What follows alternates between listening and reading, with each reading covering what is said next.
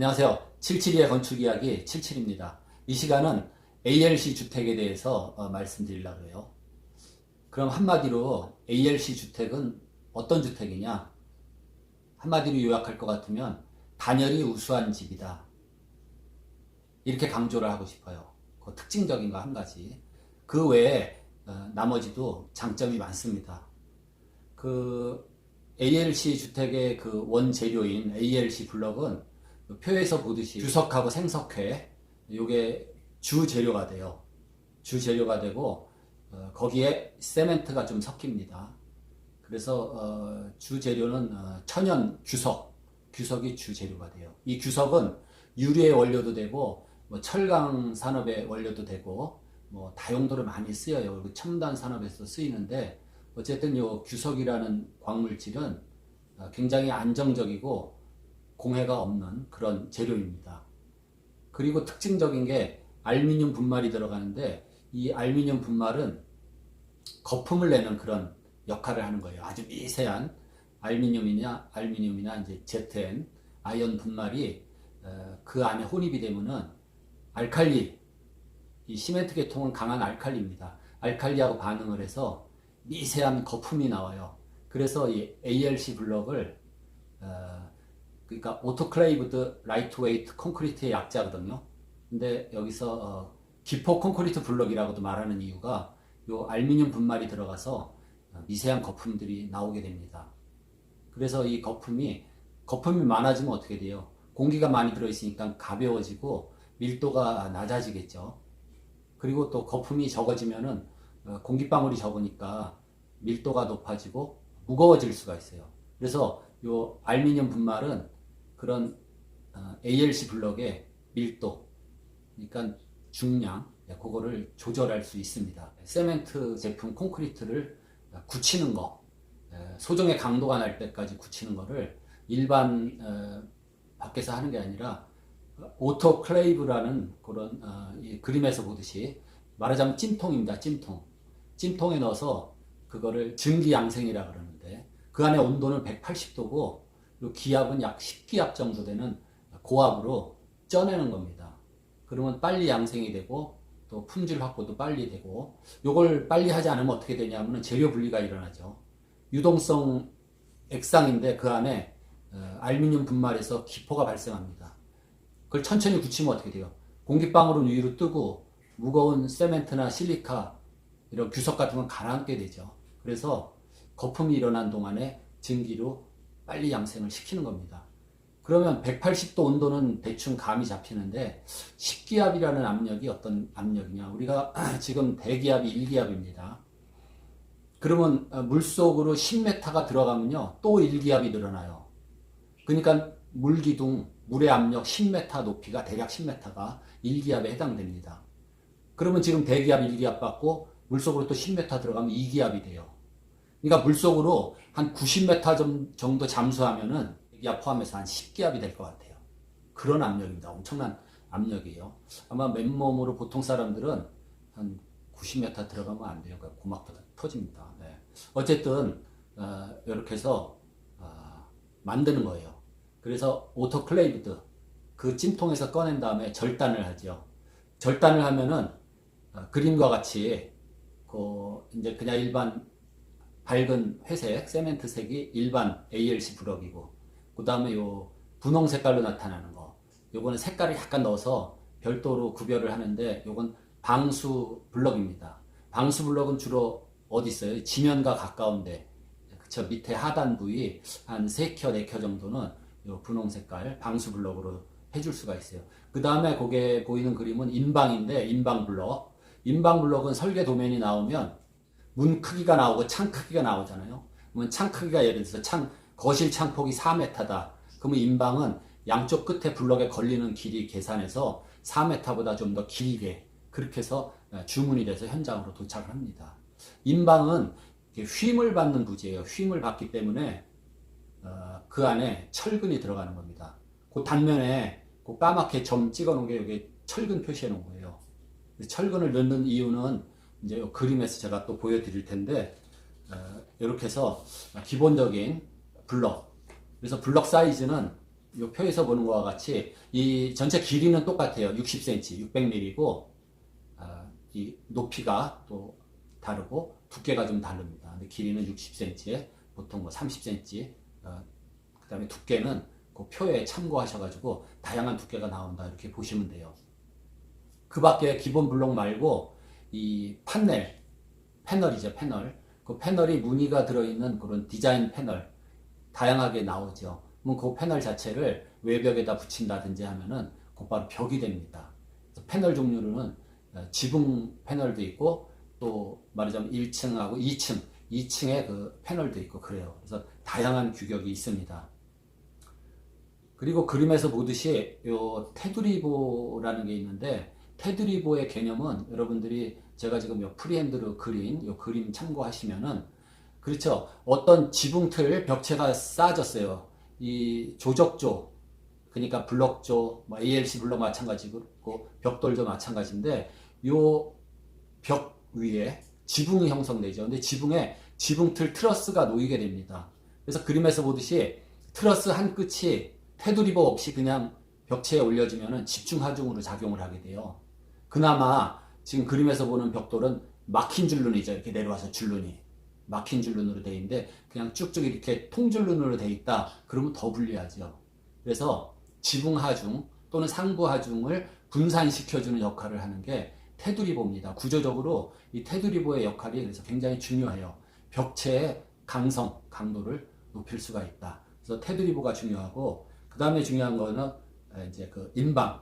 그죠? 인방이라는 것은 이제 창 같으면은 상인방이 있고 창 밑에 설치하는 하인방이 있어요. 그래서 어쨌든 상인방의 그런 걸 생각해 보면은 양쪽 끝에 벽이 받치고 있죠. 가운데는 어차피 뚫려 있는 창 공간이고 위에 블럭이 벽돌이 이제 힘을 밑으로 주는 겁니다. 그래서 하중이 내려왔다고 봤을 때 이 방향으로 휨에 저항하는 휨에 견디는 그 재료가 인방이에요. 그래서 인방도 중요한 역할을 하는 겁니다. 그래서 조적조에서 인방을 안 쓸 때는 어떻게 했어요?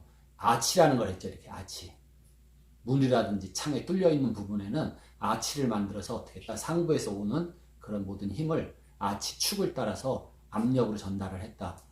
제가 지난 영상 보시면은 그 벽돌 구조, 벽돌집에 대해서 나오면 거기에 나옵니다. 그래서 인방에 대한 그 사진하고 제가 그 설명하기 위해서 그 휨에 대한 그 역할을 하는 인방 보시고 참고를 하시면 돼요. 이 그림에서 보듯이 여기 이제 계략적으로 ALC 블럭 또 그 부자재 패널이라든지 인방 이런 것들이 그림에 잘 이렇게 나타나 있어요. 그래서 여기서 보시면은 이 그림에서 각종 어디에는 어떤 ALC 제품이 들어가는지 보실 수가 있고 또 이제 요 그림에서는 아까 말씀드렸듯이 그 테두리보 빨강색으로 표시를 했죠. 그 중요합니다. 테두리보를 하고 안 하고가 상당히 중요해요. 근데 이제 보통 안 하고 그냥 하는 경우도 많은데 테두리보를 해주는 게 상당히 구조적으로 안전하고 강성이 높아집니다. 그리고 ALC의 이제 특징 중에 몇 가지를 나열하면은 첫 번째 경량성입니다. 굉장히 가벼워요. 그러니까는 콘크리트에 비해서 한 무게가 4분의 1 내지 5분의 1 정도밖에 안 된다. 그래서 비중이 0.5입니다. 절대 건조 비중인데 습기가 하나도 없다 이렇게 가정했을 때 비중이 0.5 정도 됩니다. 그 다음에 7품 정도 되는 거는 0.7 정도 비중이 나오는데 어쨌든 뭐 5품 정도 되는 거는 0.5 정도. 그러니까 물에 뜨는 거죠. 물보다 가벼우니까. 그리고 단열성입니다.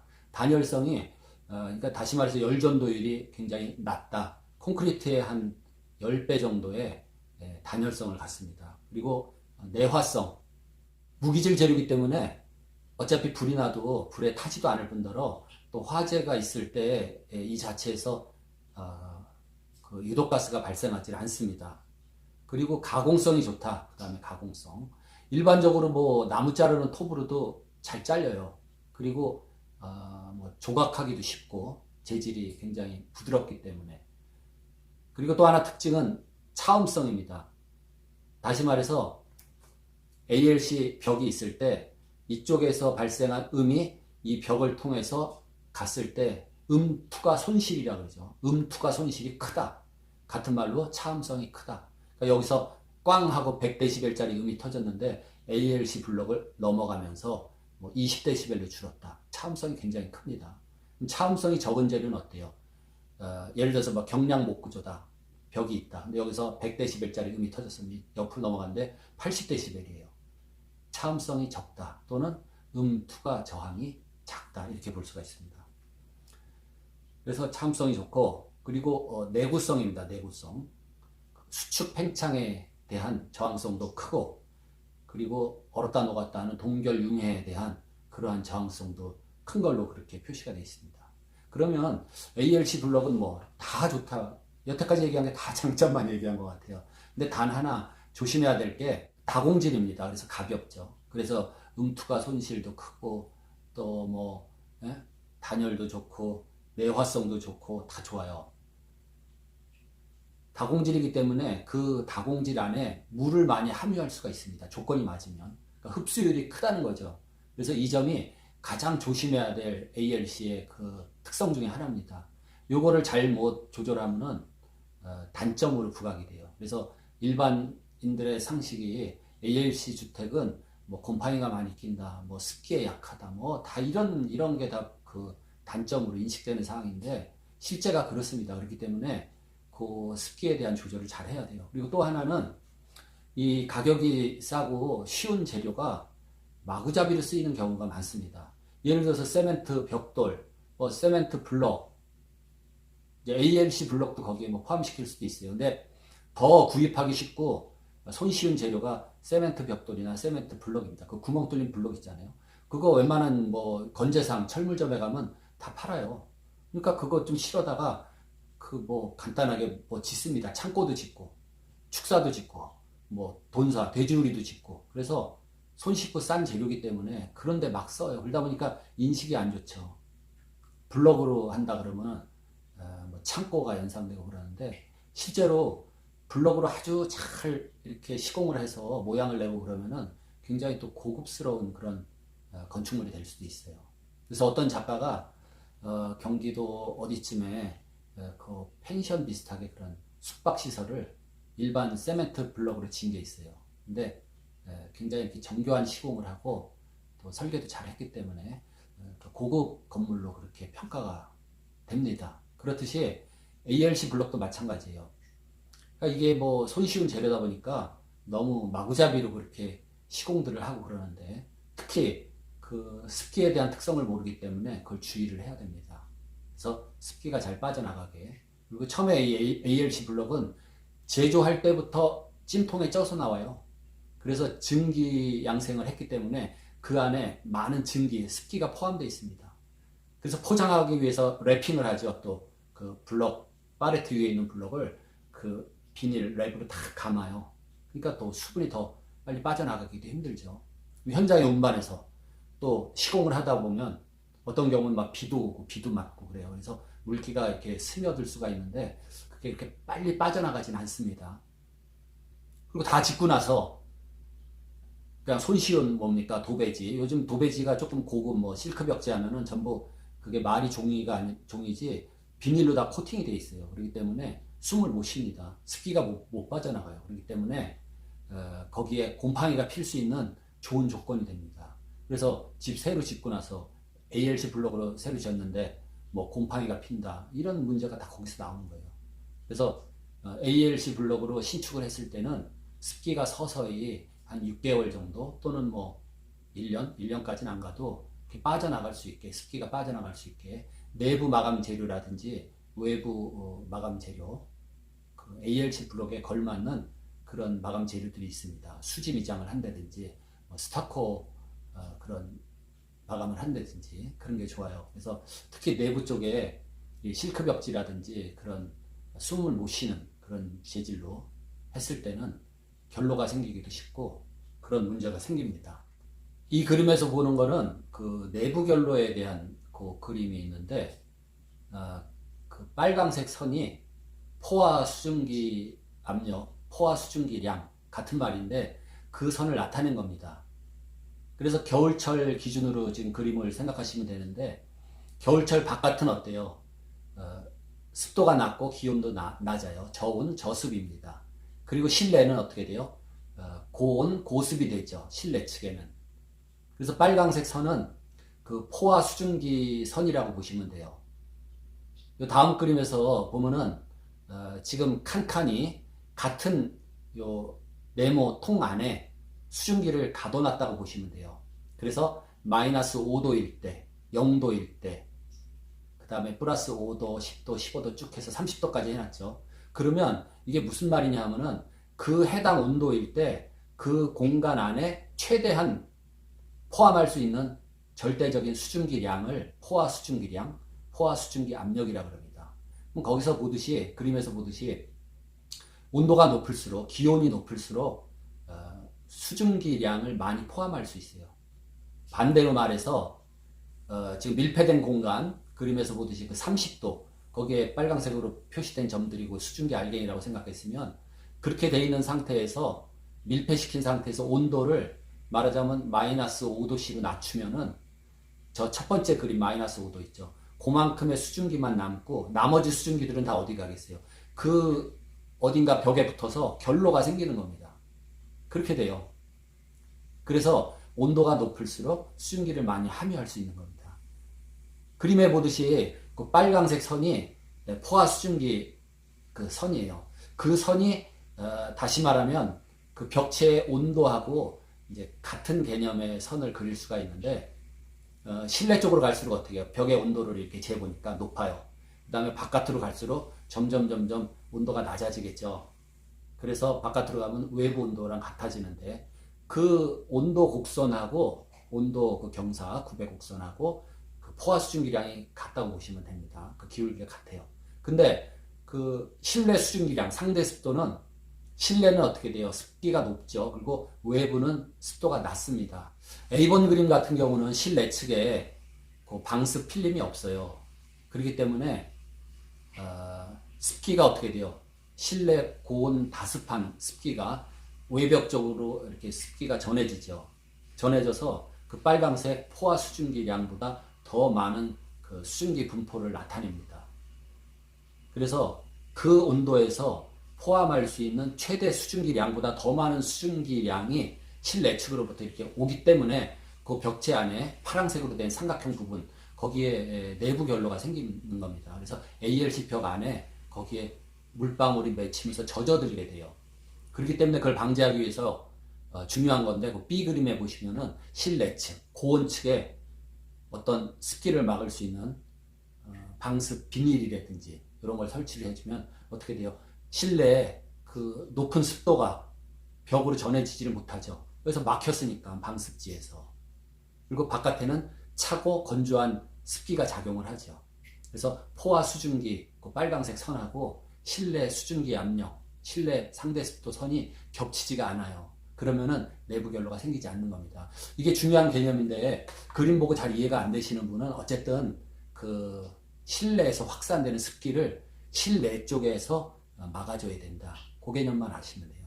그러니까 ALC 벽체를 하고 그걸로 그냥 마감을 안 하잖아요.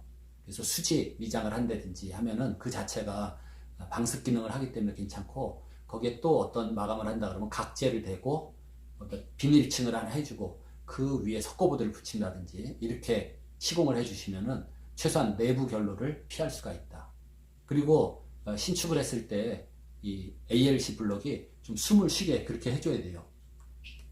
그래서 요 내부 결로에 대한 요 그림은 굉장히 중요하기 때문에 잘 좀 보시고 이해를 하시기 바랍니다.